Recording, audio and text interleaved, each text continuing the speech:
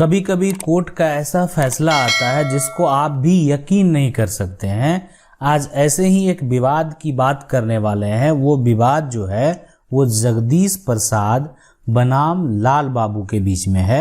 जगदीश प्रसाद और लाल बाबू दोनों भाई हैं। जगदीश प्रसाद जो हैं वो बड़े भाई हैं और लाल बाबू जो है ये छोटे भाई हैं। अब देखिए इसमें होता क्या है कि जगदीश प्रसाद बहुत सारा जमीन है इन लोगों के पास, लेकिन जगदीश प्रसाद जो है ये गांव में रहते हैं और खेती करते हैं,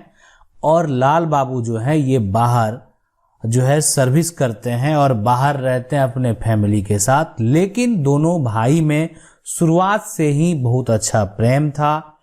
जो है, और उसके चलते जो परिवार में किसी भी तरह का कोई भी शुरुआती दौर में जो है वो बंटवारा नहीं हुआ। किसी जगदीश प्रसाद जो थे वो पूरा जितना भी संपत्ति था उस सब का देखभाल, गांव में जितनी भी संपत्ति थी सबका देखभाल करना, उस पे जो है खेती करना, वो सारा काम जगदीश प्रसाद का ही था।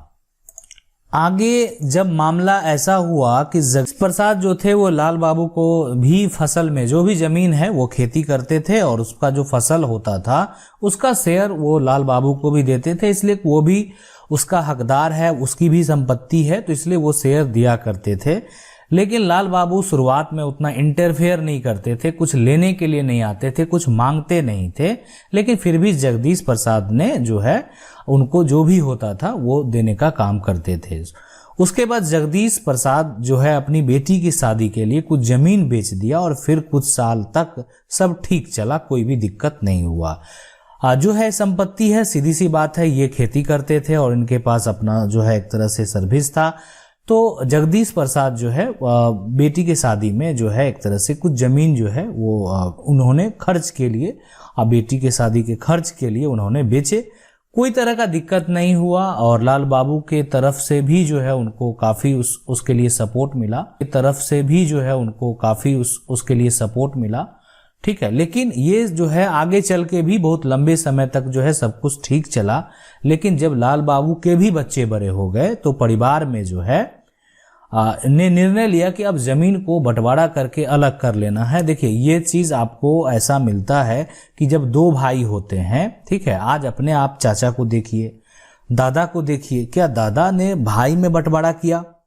क्या चाचा ने भाई में बंटवारा किया? आप दो भाई हैं तो आपके बीच में अच्छा प्रेम है, आप दोनों भाई साथ में हैं तो इसलिए बंटवारा नहीं किए हुए हैं। लेकिन आपके पिता तो किए, आपके दादा तो किए, तो आने वाले समय में आपके भी जब जनरेशन बड़े होंगे, आपके भी बच्चे हो जाएंगे और वो बड़े हो जाएंगे तो आपको लगेगा कि अब इनको जो है एक सेपरेट कर देना चाहिए, ताकि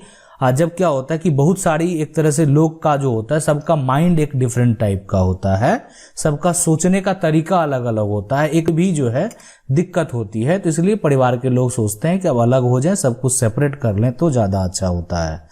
तो जब एक तरह से लाल बाबू के बच्चे बड़े हो गए तो लाल बाबू जगदीश प्रसाद को बंटवारा का कोई जो यहाँ पे निर्णय लेना नहीं था, इसलिए कि जगदीश प्रसाद के पास ऑलरेडी सारा संपत्ति इन्हीं के पास था, तो इनको बंटवारा करने से कोई बड़ा मतलब था नहीं। लेकिन लाल बाबू जो हैं वो उन्होंने ऐसा निर्णय लिया कि अब जो है हमारे बच्चे भी बड़े हो गए हैं तो परिवार में बंटवारा कर लिया जाए ताकि बच्चे को आगे कोई समस्या नहीं हो। मतलब लाल बाबू का जो है एक तरह से अगर प्रक्रिया को देखा जाए तो उनका यही कॉन्सेप्ट था, लेकिन इसलिए कि ये तभी बहुत लंबे समय तक बंटवारा आपस में नहीं किए और लंबे समय तक जगदीश प्रसाद ही ने सारे संपत्ति का जो है देखभाल किया। लेकिन जब परिवार में बंटवारा की बात चली तो जगदीश प्रसाद ने जो जमीन अपनी बेटी की शादी में बेची थी उसको जमा में बिक्री में डाल दिया,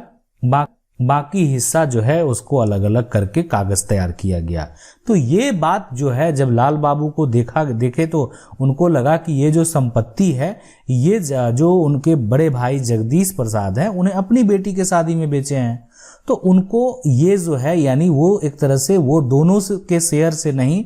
जाना चाहिए, वो सिर्फ जगदीश प्रसाद के शेयर से जाना चाहिए। जबकि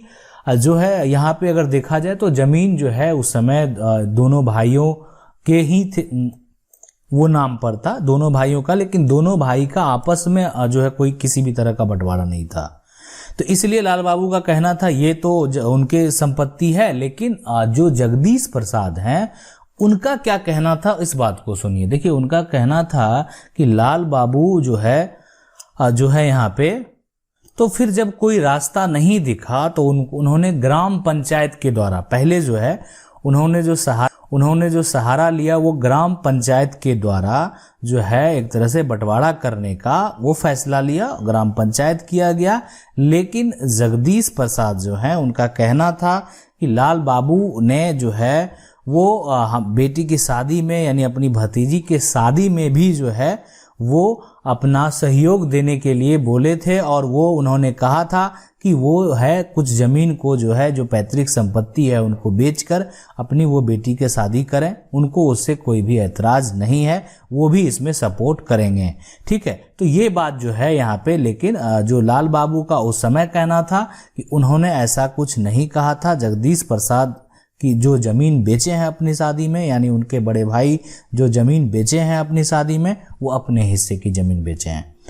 फिर जब मामला ग्राम पंचायत से जो है सॉल्व नहीं हुआ तो लाल बाबू को कुछ रास्ता नहीं दिखा, तो उन्होंने जो एक विकल्प जो है पार्टीशन फाइल करने का, उन्होंने सिविल कोर्ट से जो है पार्टीशन फाइल कर दिया। सिविल कोर्ट से पार्टीशन फाइल करने के बाद प्रक्रिया उसका चला, जो कानूनी प्रक्रिया है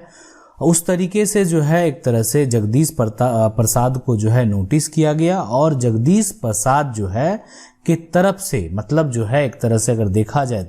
भी बराबर का प्रक्रिया जो है वो चलना शुरू हो गया। अब इसमें जगदीश प्रसाद का जो कोर्ट में स्टेटमेंट हुआ, यानी लाल बाबू का जो केस फाइल वो किए थे कि जो है उनके जो बड़े भाई हैं उनको सही से जो है प्रॉपर्टी में हिस्सा नहीं दे रहे हैं, जबकि बड़े भाई ने कुछ अपनी बेटी की शादी में जो है वो प्रॉपर्टी को बेचे भी हैं। लेकिन आपको बता दें कि जो जमीन बेचा गया था उसका रजिस्ट्री नहीं किया गया था। मतलब जगदीश प्रसाद ने जिसको जमीन बेचे और जो खरीदने वाला था वो उसका जो है जमीन का रजिस्ट्री नहीं हुआ था, जमीन लेकिन उसके दखल में था, जमीन का वो सारा पैसा दे दिया था।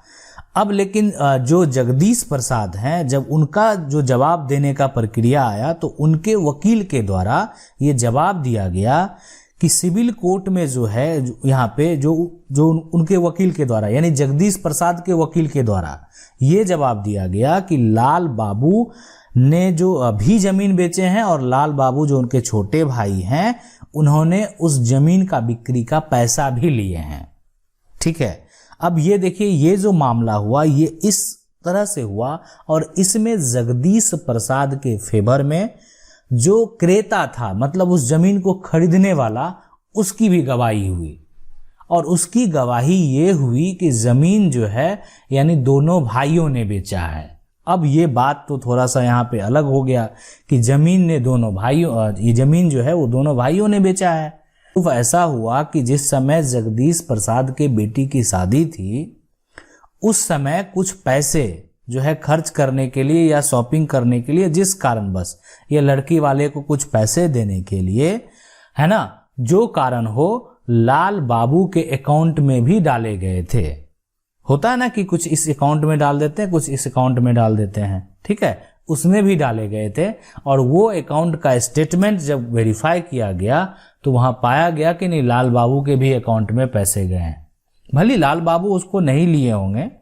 लाल बाबू उस पैसे को जो है जगदीश प्रसाद को दे दिए होंगे, लेकिन लाल बाबू उस समय केस फाइल करने के बाद भी केस हार गए, इसलिए कि क्रेता का गवाही था, और क्रेता के गवाही से सिर्फ लाल बाबू नहीं हारते। लाल बाबू ने अकाउंट में पैसे लिए और वो जो है पैसे फिर वो जो है कैश निकाल के जहां खर्च किए वो उनका पर्सनल मैटर है, लेकिन जहां खर्च किए वो उनका पर्सनल मैटर है, लेकिन उन्होंने पैसे लिए अकाउंट में, और उसके बाद पैसे लेने के बाद जो है मतलब ये प्रूफ हो जाता है कि लाल बाबू ने भी जमीन बेचे हैं। आप इस बात को समझ सकते हैं, और इसीलिए लाल बाबू केस हार गए। आगे अब जो प्रक्रिया हो वो आगे डिपेंड करता है, वो आगे स्वतंत्र है, आगे जो है यानी हाई कोर्ट में भी अपील कर सकते हैं फिर। लेकिन इस जजमेंट से आप क्या सीखे? आप इस जजमेंट से यही सीखे कि सबसे बड़ा चीज है सतर्क। आपको सतर्क रहना चाहिए। देखिए ये चीज आप समझ लें कि एक तरह से जो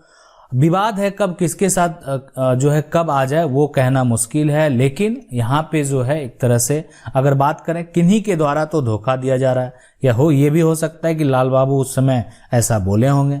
जगदीश प्रसाद को, या तो ये हो सकता है कि जगदीश प्रसाद जो है ये झूठ बोल रहे हैं,